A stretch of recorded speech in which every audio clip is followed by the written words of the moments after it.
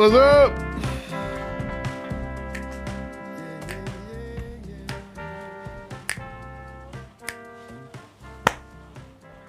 This is how I come into the studio every day, just like this. I come dancing in just like that. All right, baby. Oh, yeah. So, I've fallen in love again. That's right, ladies and gentlemen. Sometimes we fall in love. Sometimes we fall out of love. This is my mandolin. It's a Gibson A style, as you can see. 1918 was the year it was told to me. I don't think it's all original. Like, I mean, the bridge, you know, is a pickup, it's a transducer, but this is definitely original because I had to replace that because we lost it. The Gorge days, we lost that. And that was not cheap. So, this is my mandolin. And I got this mandolin from the Bad Livers. Mark Rubin, my good buddy Mark Rubin, who has a new record out. He's doing some really great, hard-hitting political songs. He's taking it head on. So, Ray John, Mark, I am with you, brother. But yeah, Mark, I go back to the Dallas days of Mark Rubin, back to the late 80s. He was in a band called Killbilly, and I was in a band called the Picket Line Coyotes. We had the same manager, Phyllis Arp Artist Management. And that's how I met Mark Rubin. And Danny Barnes as well would sometimes play with Killbilly. Alan Woolley, Craig Nightman Taylor, Mike Schwedler. Oh gosh, I can't remember everybody else, but those are the dudes I knew the best. All great people. I learned a lot from that band about putting on a show. Especially from Craig Nightman Taylor, a Rhodes Scholar. And he had a dance, and he was flashy and like a David Lee Roth of bluegrass music. And it blew me away. And there was one time they blew us away. We let them open for us at Enoch's Cafe in Shreveport, Louisiana, which was kind of the picket line code. That was our home turf, Shreveport. We had a built-in crowd there.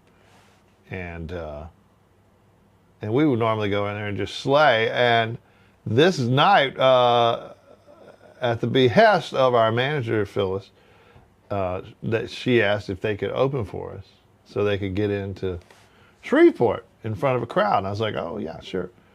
Woo, man, they destroyed us in front of our home crowd. Destroyed us. And that may be, well, there's been a few times over the years. I should just do a whole video on all the times I've been destroyed by the opening act. Because Lord knows I've destroyed a lot of headliners as the opening act. I like to think of myself as a headliner assassin. But when you're on the receiving end of that, boy, it hurts. So I know what it feels like. It still doesn't give me any more sympathy for the headliners that I destroyed. It doesn't, no. It's not a competition. It's a little bit tongue-in-cheek for me. But they did hand us our ass one night, Killbilly did, at Enoch's Cafe in Shreveport, Louisiana. Anyway, I got this mandolin from the Bad Livers. Mark Rubin and Danny Barnes knew each other from the Killbilly days, and they started Bad Livers, which was another very influential band for me. To see world-class musicians like Ralph White and Danny Barnes and Mark Rubin. I think they were playing every Monday at Saxon. I would go religiously. I mean, I was always there. It was always packed, and it was always a great show. But to see them do, like Bluegrass Band doing Lust for Life, like I never even conceived of that. I've already been doing irreverent covers, ironically, in the Coyotes days, but really to see the depth you could go and the juxtaposition of genres, it really blew my mind.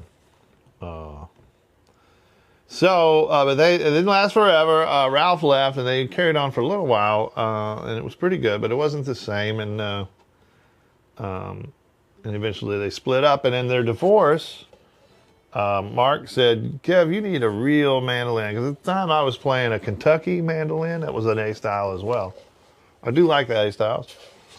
And he said he had an old Gibson. And I was like, well, hell yeah. And they sold it to me, I think, for $800, which is a good deal.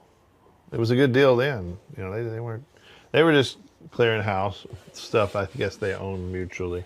Anyway, went on and played this on a lot of the Gourds recordings, all of the Gourds recordings for that matter. I could tell you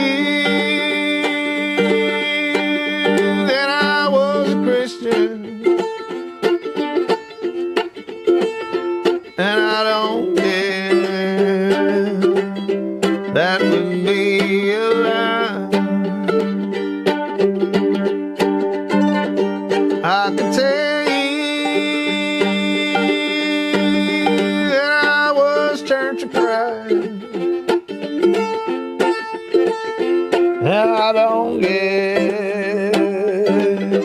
You could prove me wrong, so don't trouble no policeman. He's got a wife and kids of his own, and don't trouble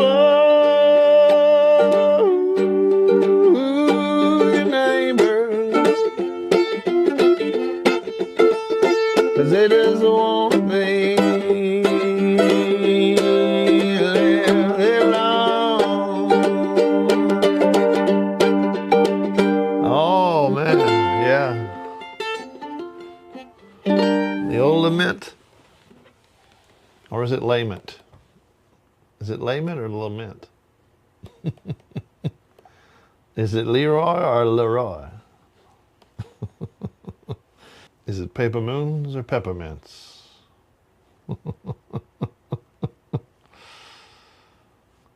Are they tools or are they toys? Ooh, we got an or are sentence. Are they tools or are they toys? You gotta love a R. So this mandolin's been through it all, you know, with the Gourds days, and then did Gin and Juice on this, where I played Gin and Juice on, you know. You hear that opening chords, those iconic Gin and Juice opening chords from the Gourds. It's this mandolin right here. This mandolin ought to go in the Gourds Hall of Fame, I'm telling you. Well, when I started Shiners, I got into ukulele. Y'all know how much I love ukulele. I play an 8-string ukulele, and many people always ask me if it's a mandolin, and I said, no, it's a ukulele. It just has 8 strings, and no, it's not tuned like a mandolin. They're tuned differently. Though they look very similar, they have double strings, eight strings, and these are steel strings, and an ukulele is nylon strings, and they're 2 are paired octave, and 2 are unison. Anyway, I won't get bogged down in such technical details, but my point being that I just I fell out of love. I think after the Gourds broke up, I just didn't want to play the mandolin anymore, and I'd fallen in love with the ukulele. So I put this mandolin away for years. It's been years, and the neck moved, and it got a little buzzy, and it wasn't in great shape, and became reasonably unplayable, not a joy to play. So I took it to the great Tony Nobles, local luthier here in town, works out of Music City Guitars down here, deep South Austin, but also works out of South Austin Music, and on his own out of Wimberley, he has a shop there. Tony Nobles is among my highest recommendations for luthiers in town, or for anything you need fixed, really. But I took it to Tony because I knew he would appreciate where I was coming from on this, and it had a couple of real serious issues. It was the buzz, and the bridge was like moving forward. It was bending forward, these posts, and it needed to be redone. And these machine heads, these tuners, they had been replaced from the originals, but for reasons I didn't entirely comprehend, other luthiers had told me you can't put traditional tuners on this because they don't fit right, and so they would have to put them on backwards, and so I was having to tune backwards. Like normally you tune certain ways, clockwise, counterclockwise. Counterclockwise is usually tuning up, and counterclockwise is tuning down. But these were backwards, so clockwise was down and counterclockwise was up, and it was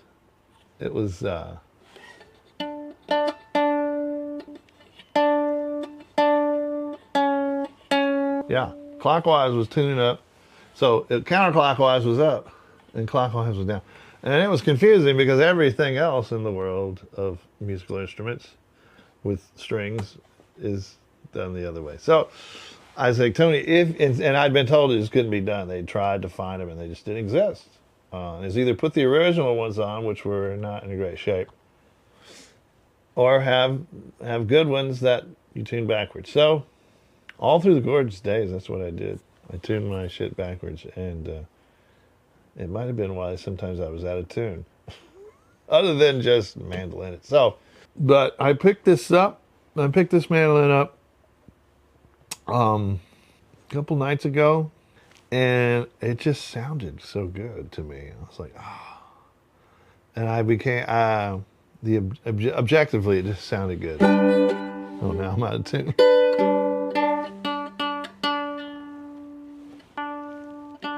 Yeah. Just to prove the point, I'll be here for the rest of my life tuning my mandolin. It tends to go sharp. I don't know what that means. And look, I'm not a big tuning freak. I like to start off in tune, at least, and then if I go out of tune, that's all right. All right.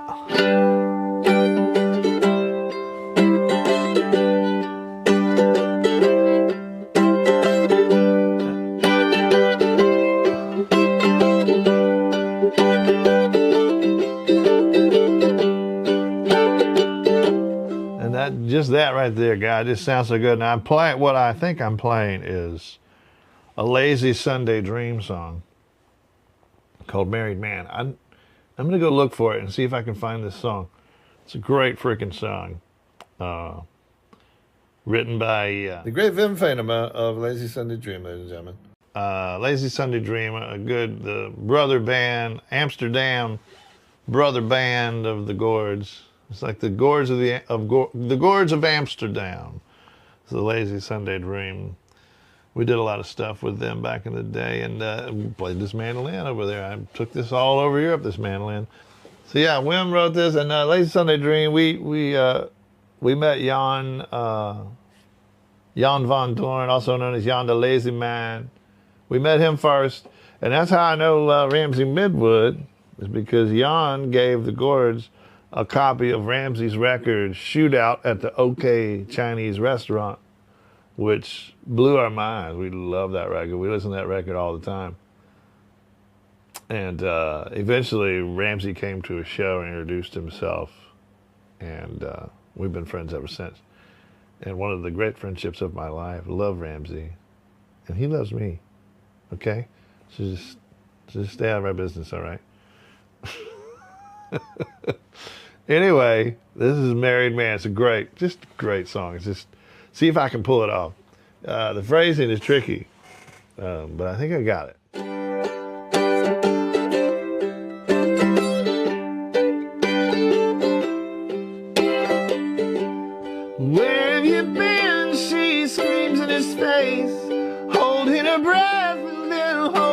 pace.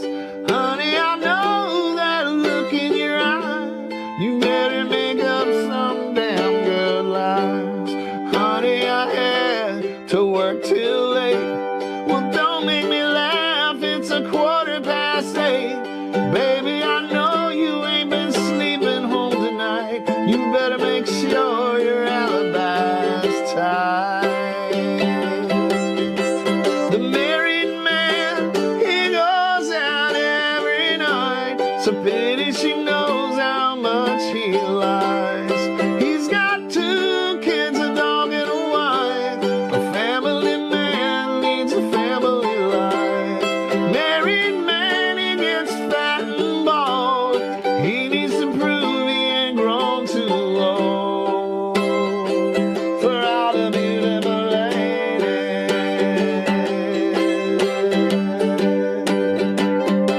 for all the beautiful ladies.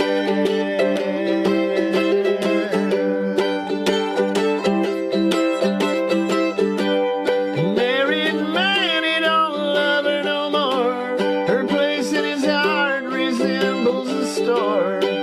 But a divorce ain't good for the kids, so he decides to keep it all hid. Like most of the men his age, he wonders how to get out of a burden he's under. He needs a girl to fit the dress he bought for his wife in '95. The married man died a long, long time ago. When he said yes, he should have said no. Bought himself a big fat Cadillac with 2 fine girls sitting in the back. Make a big crash against the tree, and all of the girls go shouting, we're never gonna get married.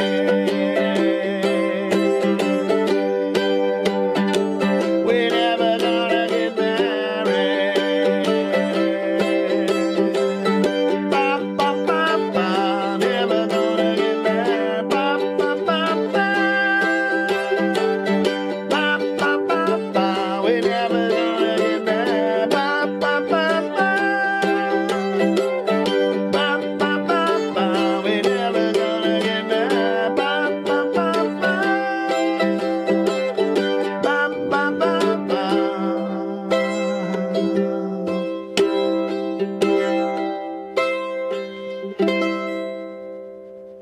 Married man, lazy Sunday dream. Oh yeah, man. Great song. That made me fall in love with my mandolin again. Thanks, Wim.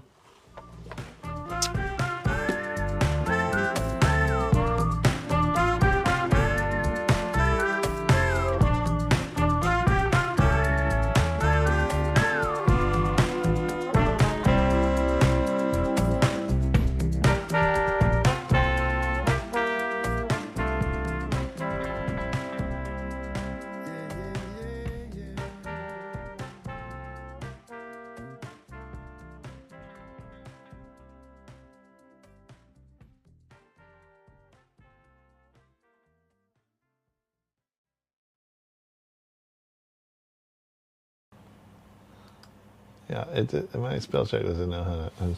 I'm trying to spell enema, but it looks like Enneagram. I think that's right. Enema, N-E-E-M-A. Enema.